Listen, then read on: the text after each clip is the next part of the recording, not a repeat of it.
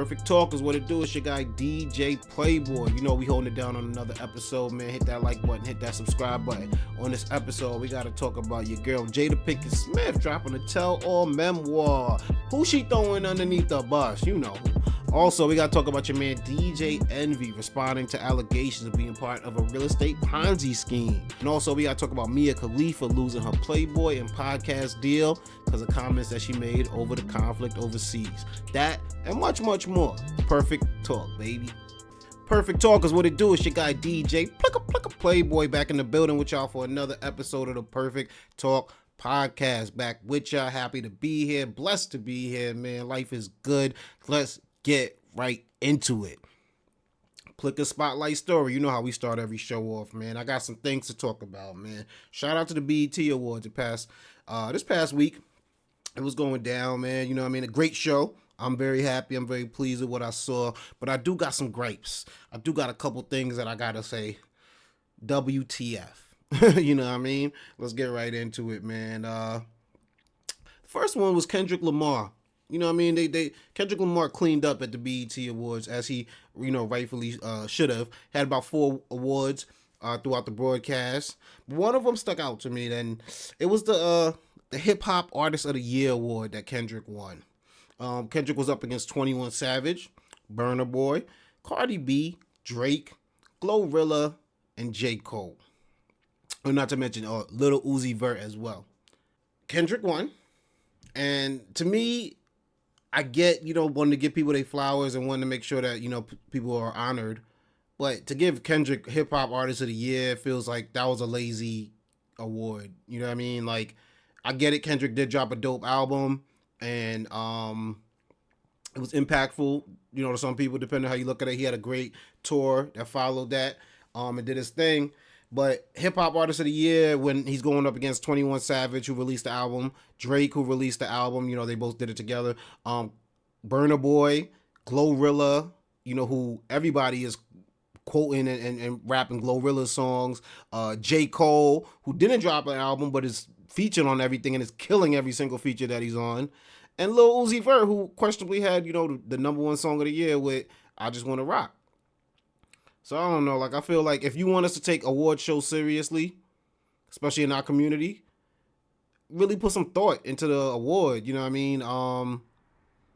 I would have definitely gave that one maybe to Uzi or J. Cole, to be honest with you. And also, I feel like sometimes you don't got to be doing 500 different awards. If you want to have a show just to celebrate hip hop or just to celebrate, what y'all do that. But if you're going to give awards, put some actual thought behind it. Because another example of this was the Hip Hop Platform of the Year award. And this one went to Carisha Please, hosted by Young Miami. Now, Carisha Please was up against All Hip Hop, Hip Hop DX, Drink Champs Podcast, $1 Million Worth of Game, Rap Caviar, Breakfast Club, Joe Budden Podcast, and Double XL. Now, Charlamagne the God, had some opinions about this. He did not think that Carisha Please should have won. And Best Hip Hop Platform, Carisha Please. We gotta stop. Salute to Carisha. Love Young Miami to death. But come on now. 2 years in a row. Yes. Well, last year she tied with Drink Champs. I like. He also went on to joke if the award was sponsored by DeLeon because of her connection, Young Miami's connection to Diddy. It was interesting, you know what I mean? Charlamagne wasn't the only one who felt like this. Nori decided to drop a tweet. Nori's tweet read, "So nobody gonna say nothing about the podcast/media award?" Okay, me either. Kind of a stab at Young Miami. Now, I do kind of agree with Nori and Charlamagne in the sense that there were not enough episodes in the past year of Carisha Please to do that. If they really wanted to give Young Miami the award, they should have maybe named it Interviewer of the Year because, her interviews go viral all the time. I don't know, yeah. I'd go with Interviewer of the Year other than that, you know what I'm saying? Or maybe Rapper turned Podcaster of the Year, if you want to go with that. But to say it's the platform when every single platform that she went up against drops daily, if not 5 days a week, if not once a week, for her to be dropping like, you know what I mean, as many as she dropped in the past year, I think that's a reach. She also tied with Drink Champs for last year, so it's kind of like a double win 2 years in a row. You know what I mean? But she did not appreciate the shade that Charlamagne sent her way, and responded to Charlamagne the God by saying very eloquently, "Y'all leave me TF alone." Also went on, you know, the people that had hate and things like saying that. She said, "Damn, y'all hate me bad, but God keep blessing me," and had 2 blushing emojis along with that. Now, shout out to Young Miami. I love what she's doing. Like I said, I think interview of the year, maybe I'll be more in the support of that. But if you're going to make it platforms and actually have radio shows, websites, podcasts that come out on the weekly, or a radio show that comes out on the daily on there, I don't know if that's the crown that she should have been bringing home. But shout out to everybody that did their thing at the BET Awards, and keep supporting, you know, everything that BET does, because that's the culture right there, and we gotta, you know, keep showing love. But I'm gonna hold y'all accountable. You know what I mean? I'm gonna shine the spotlight on you. You know what I mean? Let's put the spotlight story. Let's keep it going, baby. And let's get right into my next segment. My favorite segment is called Have You Heard? I take a couple headlines that have been out there, you know what I mean, and I'll bring them to the forefront and see if you heard. And this week, everybody has something to say about Jada Pinkett's new book. It's called Worthy by Jada Pinkett Smith. And she's been on the press tour, you know what I mean, doing her thing. I don't even know if she's been on a tour. I've just seen the one clip that she's been doing, the one interview I think she did with, not Robin, Hoda, yeah, from the Today Show. Yeah, Jada dropping bombs, but Jada knows she gotta sell books. She know how to sell books, and that's by even just this press tour has just been so revealing. You know, you learn things like Jada being a drug dealer growing up, Jada growing up in a house where drugs were, you know, used by her parents. You know what I mean? So she saw a lot of things at a young age, was involved with a lot of things at a young age that we didn't all know about. You know what I mean? But there's a lot of things that came out in this past week. A lot of people been hating, you know what I mean, sending some shade towards Jada, you know, mainly because they don't feel like what she's been putting out there has been painting Will Smith in the best light. Things from saying that she was surprised by the slap that happened between Chris Rock, the bombshell that she dropped by saying they've been separated since about 2016. A secret separation because they wanted to keep a promise to not ever get divorced, which I just want to say is to each his own, but that's kind of weird. You know what I mean? Like, to go through, I get it, to maybe not want to get the divorce thing, but then to like keep a public persona that you are, even though you're trying to live lives separately. I don't know. There's just weirdo activity to me. I can't describe it. But you know what I mean? Also, I can't hold her accountable in the sense that she's releasing this in a book. She decided it's time to let people know. So it is what it is. You know what I mean? I can't knock her. But definitely a lot of people making it seem like she's making your boy Will Smith look like kind of a cuck out here. Even by just saying how surprised she was and thinking that it was a skit that, you know what I mean, the slap that happened, saying she was shocked when Will Smith called her his wife when he was talking to Chris Rock, saying she was shocked by that. Oh, it make Will Smith look kind of crazy. Make it look a little nutty out here, man. What's going on in these streets? But Jada does have to sell a book. You know what I mean? Jada does have to make these headlines because, you know what I mean? That's what you do with these books. Like, you know what I mean? Prince Harry had to throw his entire family under the bus, you know what I mean, to sell his book. You know what I mean? So people do it since the days of the Superheads book coming out. It's if you're going to make a tell-all, you're going to tell all. You're going to drop all them gems. You're going to drop all them bars. And you're not really going to worry about how it looks. You know what I mean? It makes me think that maybe her and Will aren't on the best terms. You know what I mean? Which makes it even weirder that you guys are showing up to award shows together. You know what I mean? Sometimes people hold on to that public persona, what people think. Who really knows what's going on the other side of that? Another bombshell that she dropped was that Chris Rock tried to holler. You know what I'm saying? One of them years when we was hearing the rumors about Will and Jada getting divorced. She said she got a call from Chris Rock. And, you know, he was like, "What up? I'd like to take you out." She was like, "What do you mean?" He was like, "Well, aren't you and Will getting divorced?" And she was like, "No, Chris. Those are just rumors." Damn. You know what I mean? Goes on to call Tupac her soulmate in this book, even though she said, they never really had the romantic thing happen. If there was such thing as past lives, I definitely think Pac and I have traveled a few together in various forms. She said that it was kind of friendship, love, chemistry with the rapper, and there's no other way that she would describe it. It was almost like God made us that way. It was like, look, you'll put y'all together. Y'all gonna be a dynamic duo, but I'm gonna tell you right now, I'm gonna make it so y'all not gonna be able to get together because that just wasn't the purpose. I think it's gonna be a good book. You know what I mean? I think it's gonna definitely open up some light, and maybe this is Jada's form of healing, so I really can't judge it. I don't like I said, she's getting slayed and she's getting looked a certain type of way. I seen 2 weeks ago, Funkmaster Flex said that she's the worst kind of woman because she was supporting Keefe D getting arrested for Tupac's. But I mean that's her friend, that's her childhood friend. That's like Faith Evans writing a tweet celebrating Biggie's got locked up. You know what I mean? You're not gonna tell her, nah, focus on your new man. He's still alive. Like that was a little wild, I thought, from Funkmaster Flex. But I think it's also easy to make Jada a target. You know what I mean? And obviously, you coming out with a tell-all book, you dropping stuff about Tupac. He's not alive to really defend himself. She said, I think one of the things she dropped was like Tupac proposed to her while he was in Rikers. But he ain't really here to confirm or deny it, so it is gonna make Jada an easy target for people to come at. Will isn't really speaking out on a lot of things as of the time I'm recording this. Who knows, by the time this comes out, maybe he might have dropped a statement. But it's really just, like I said, it's Jada's part of the story to say. So I can't tell her how to use it, how to use her story, how to come out with it, what she should say, what she shouldn't say, what she should keep hidden. Because she lived it. She went through it. And it's hers to talk. You know what I mean? But she also going to have to take what comes with it, right? She also going to have to take how people receive it, how it looks, and all that. And to be the person that, really wanted to be open and to the point where y'all entanglements needed a red table talk to let the whole world know what was going on, is coming across a little like, well, damn, you dropping this now to sell books, but you was keeping it hidden before when it wasn't book time. You know what I mean? So we'll see. Hopefully Jada drops some numbers out there though with the book sales and keeps doing the thing. We'll see what's going on out here, man. But shout out to Will, man. I want to see Will bounce back.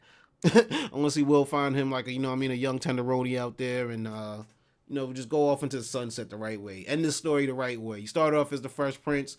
We got to see this end up better than this because this ain't looking great for your man Will Smith out here, man. Have you heard radio personality DJ Envy is being named as a part of a Ponzi scheme that took money from investors in the form of real estate ventures? So much to the point that DJ Envy in this past week felt that he needed to talk after NBC dropped the I-Team investigation reporting about him and his business partner, Cesar Pena.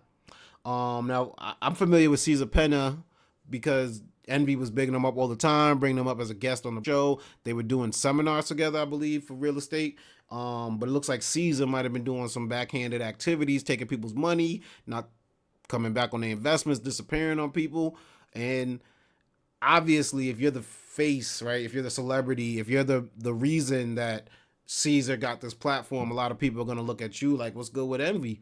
And I think that's what's happening. A lot of people are looking at Envy's connection like, yo, you bigged this guy up. You basically gave him promotion. You introduced him to a lot of people. And then some of those people he stole from. So it's looking a little sideways. One of the gentlemen here, his name was Jose Santiago. He's saying the pitch was to invest in rundown properties that'll be renovated and flipped for money. The promised return would be up to 30% in the profits.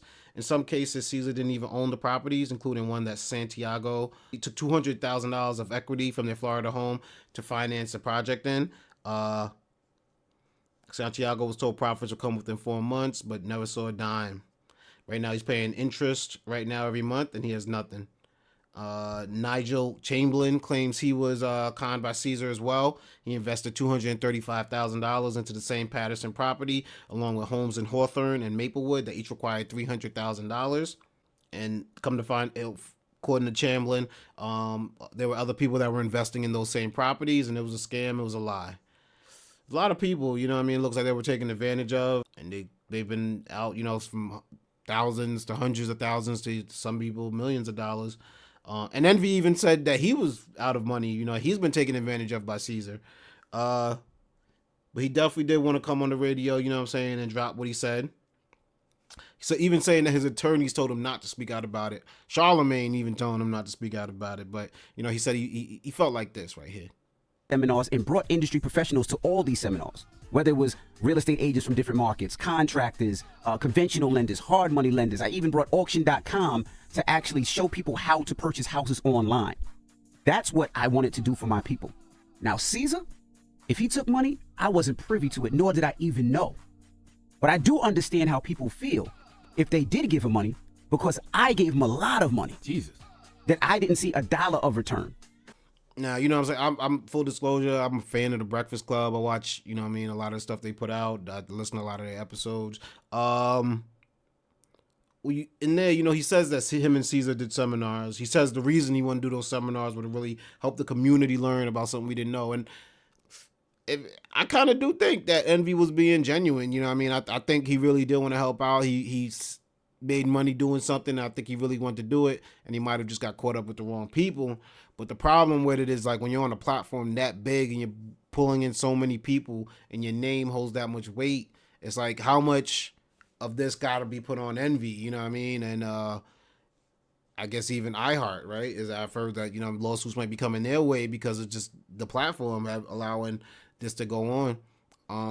So it's really just a sign of watch out who you hang around. You know what I mean? It's a cautionary tale. Like, your friends could pull you down. Your friends could get you in trouble. Your friends could shame the name that you spent years building up. And it's something that DJ Envy's dealing with right now. But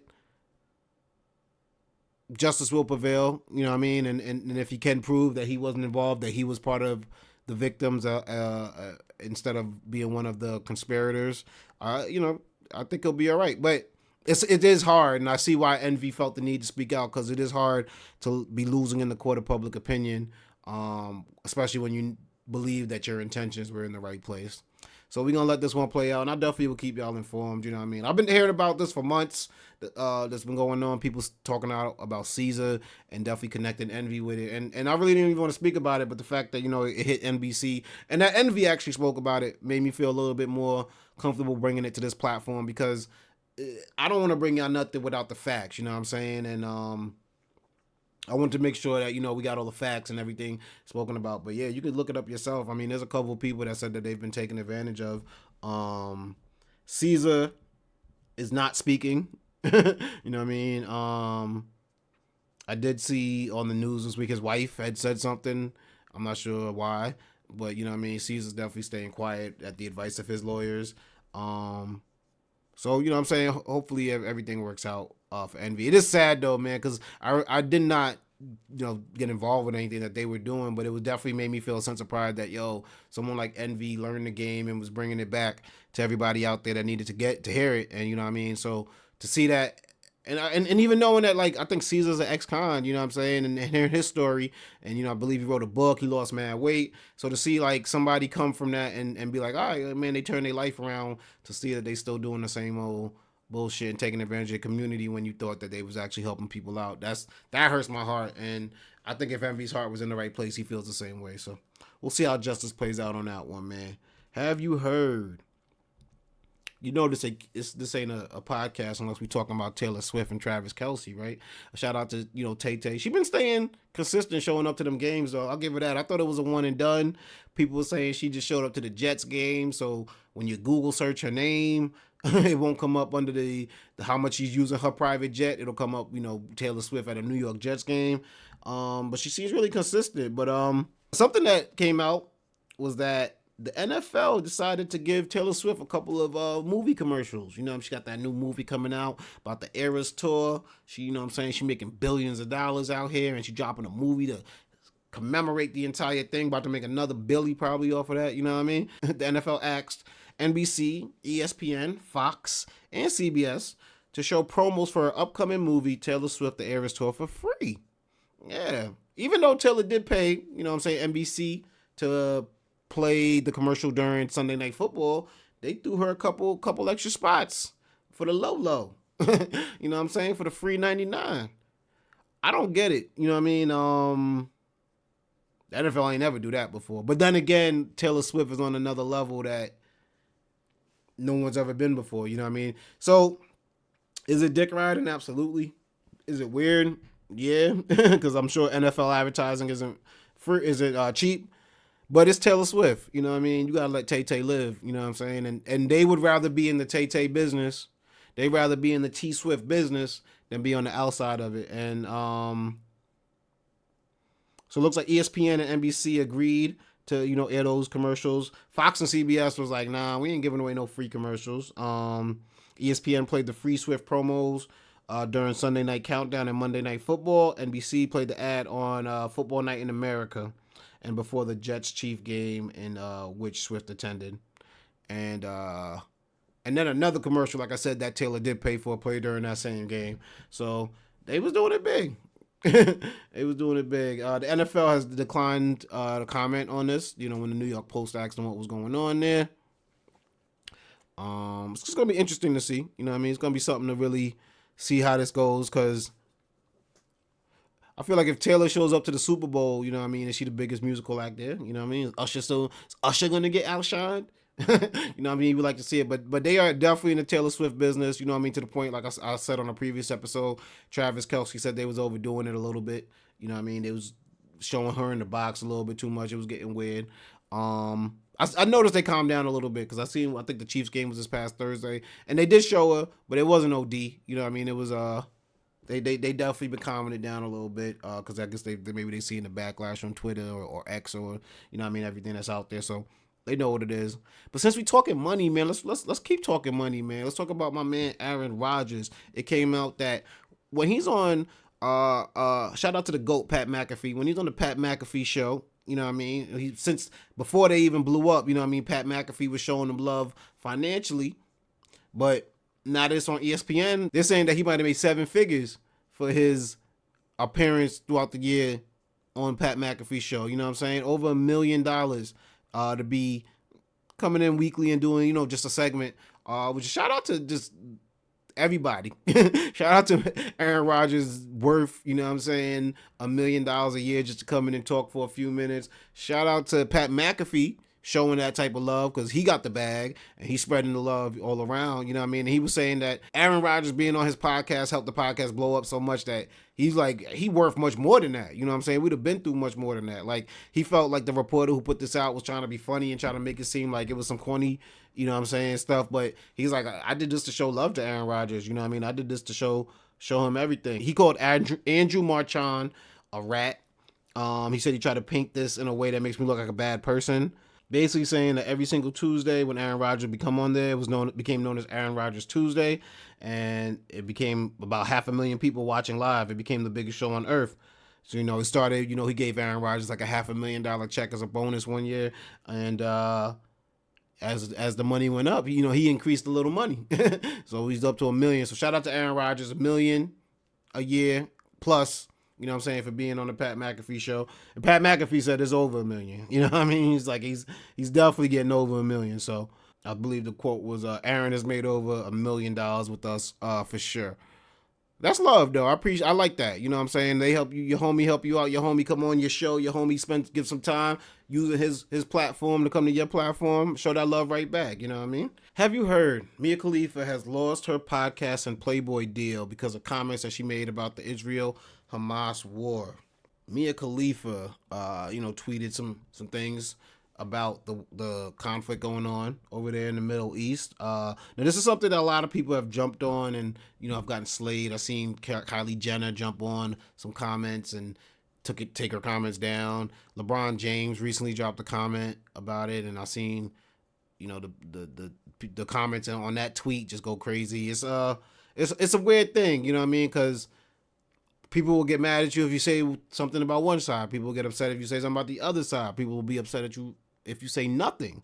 So it's a really challenging situation. Mia Khalifa does have a dog in the fight because of where she's from, Lebanon. She's, has ties to that part of the world. And I can see, why she would feel this way. Now, the thing that makes it weird, and I believe why she was dropped, because her comments were almost like celebrating what happened. And celebrating war is just weird to me, no matter what side you fall on, no matter what you're rooting for. Rooting on war, cheering on war, that's just not knowing the full extent of war and the collateral damage that it comes with. Comments that Khalifa made were, if you can look at the situation in Palestine and not be on the side of the Palestinians, then you're on the wrong side of apartheid, and history will show that in time. She's looked at a picture and called it a Renaissance painting, a picture of Hamas militants that she referred to as freedom fighters, and in a pickup truck, she referred to it as a Renaissance painting. And I think the one that really got her in trouble was when she said, "Can someone please tell the freedom fighters in Palestine to flip their phones and film horizontal?" Also, she responded to Kylie Jenner's post that was deleted. If true journalism exists, the next person to talk to Kylie Jenner will ask for her opinion on geopolitical tensions in the Middle East and not break eye contact until she can string one coherent sentence together, since she wants to take a stance to her 400 million followers so badly. Mia Khalifa's passionate about this, and a lot of people are. I've seen people on both sides get in trouble, you know what I'm saying, or so to speak, or risk cancellation, to talk about it. I've seen a rally in New York City where people were celebrating, one side of it. I've seen peace rallies. I've seen support rallies, and there's no right or wrong. This is war. This is people dying. This is something that you just want to end as quickly as possible, and it's not as simple as, hey guys, just stop, or hey, let that go. Hey, maybe don't take that so personal. Maybe don't feel like you have to make a point, because this has been going on way before my lifetime, and I can't come up with a solution, just as many before me haven't been able to come up with a solution. So it sucks. And I think it also sucks that speaking out about it will get you punished, depending on what you view as punishment. Like, you might lose fans, you might lose followers, you might, in this case, Mia Khalifa lost a opportunity she had. Now, would she have lost that same opportunity if she just showed support and maybe in a different way? Yeah, but that's not freedom of speech, right? That's not being allowed to say what you want to say. But I also see the side of it that feels like, we can't really this is a business, and we can't put our money behind somebody supporting something that we don't agree with as the business. Is it fair? Probably not. You know what I mean? I didn't think it was fair when Donald Trump got taken off of social media, because I think, just you set a dangerous precedent to censor someone because you don't agree with necessarily their views. This is a tricky situation, and I don't think Mia Khalifa is going to be the only one to lose opportunities and things over this. I also think there's people talking about this that have no idea what's really going on, me included. I'm not educated enough to really speak on the conflict over there, and that's why I'm kind of going to stay away from it, you know what I mean? But this is something to pay attention to, like who is being censored and who is getting their opportunities taken away because of where they decide to put their loyalty, because I think that it's something that could cause a really dangerous precedent. And over here at Perfect Talk Podcast, I got to point out injustices on any side. So we'll see what happens, you know what I mean? Definitely thoughts and prayers of everybody that is dealing with the conflict over there. Gonna keep it moving, man. Yo, that's another episode in the book, y'all. It's your guy, DJ Playboy. You can find me on X at DJ Playboy. You can find me on Instagram at Plickapeezy, PLICCAPEEZY. Go check out my website, www.perfecttalkpodcast.com. Every episode of the Perfect Talk Podcast is available on Apple Podcasts, Google Podcasts, SoundCloud, iHeartRadio, Spotify, wherever your podcasts are available. And make sure you check us out on YouTube. Make sure you make sure you comment, make sure you subscribe, get the notifications every time we drop, because we be dropping them, you know what I'm saying? Like they slippery, baby.